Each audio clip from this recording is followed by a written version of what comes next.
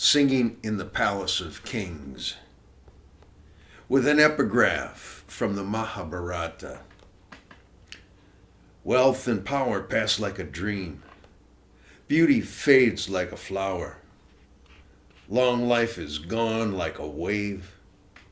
I am not a clown. I am not a beautiful woman. What have I to do in the Palace of Kings? The Mahabharata. Singing in the Palace of Kings. 4 days now, and it's still raining. We're in New Orleans, singing in the Palace of Kings. It's a mead hall, a Louisiana longhouse for men, a sanctuary for the Bottomfeeders medicine lodge. After perpetual downpours, after hours of cracking lightning and tumbling thunder, after the streets have slickened and the pines danced, sirens wail full-voiced in our hearts. Halfway through a week of singing, we rehearse old hymns. We rattle ribald limericks, poke one another's ego, and polish our harmonies, the fifths, the thirds, and an occasional seventh. Poems flow from the lips of these men, as if the liqueurs of long-learned experience need to coagulate. We know divine comedy when slack-jack singer downloads dirty puns, slaps his sides, and squeals.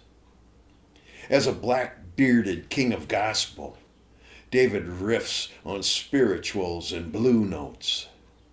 Morris, the happy chef, lectures in a Julia Child falsetto. Then he waves his spoon over a choir of goblins. With his sound system, Dr. Bob offers choral charters to heaven. We ride a Russian bus with an engine of bass singers. They are angels of our kind, with notes so low that a lotus root couldn't find them. But we know where they are. Thunder rolls again, and lightning flashes in the sky above Dr. Bob's secret garden. With a cactus sweetness, we practice hard times, ubi caritas, and swing low, sweet chariot.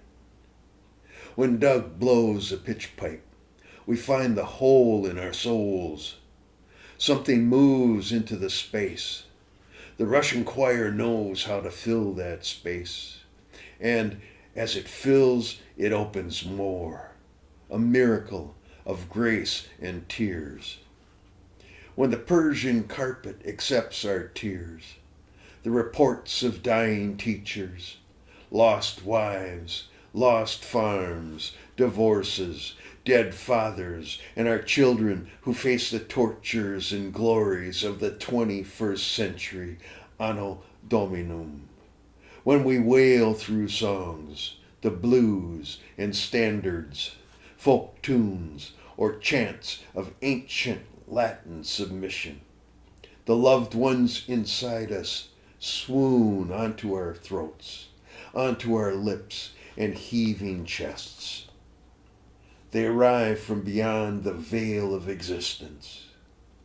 We are their vehicles into the earthly world. As is proper in the Palace of Kings, we speak of them often. They are returning, a father, a wife, a brother, a sister, a teacher, an unborn child. They are the threats to our elegant egos. They come through the distances of regret and longing. They return, not to punish, but to share our lives again. When Slack Jack bursts into blue skies, nothing more than blue skies from now on, I watch clouds part and fade behind him. They come through the joy of men singing. In the Palace of Kings, There's a room for the king of hunger, for the king of the homeless, for the king of limping prisoners, for the king of the lonesome river, the king of forgotten soldiers, the white king of Memphis, the blue tent king, the king of Castro, the king of rainbows, for the king of black coops and silver screens, the king of chicory coffee lattes, the king of knife makers, the king of dying brothers, and the king of sorrow. The Palace of Kings has a library of experience.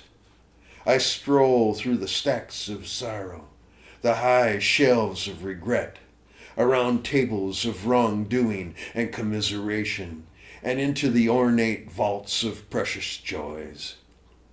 In this kingdom, you can ride the doctor's chariot with its leather seats and talking mirrors, to feasting tables heaped high with jambalaya, po' boys, sweet potato hash, crabby eggs, grits, crawfish gumbo, char-broiled oysters, boudin balls, praline bacon, eggs Napoleon, shrimp remoulade, and desserts of key lime pie, baked Alaska, and drunken bananas. Bring a laptop, an iPad, or a scrap of paper. Bring your bare feet, your Gucci's or old penny loafers. Bring your holy socks, your 2 boots or shit kickers. The key to the Palace of Kings is in your throat. There's a room for you, too. All rooms are A through G, and flats are available. Take up your key. Turn to face the sharp corners of your pain. You might room next to the king of Bach toccatas, the trombone king from Basin Street, a Haitian king of chamber scores, or a Chapatoulas chief shouting at the top of his voice. Open your throat to the joy of singing. Open your door to the Palace of Kings. In the hidden garden, beside murmuring fountains, your voice, your song, your joy. Your voice, your song, your joy.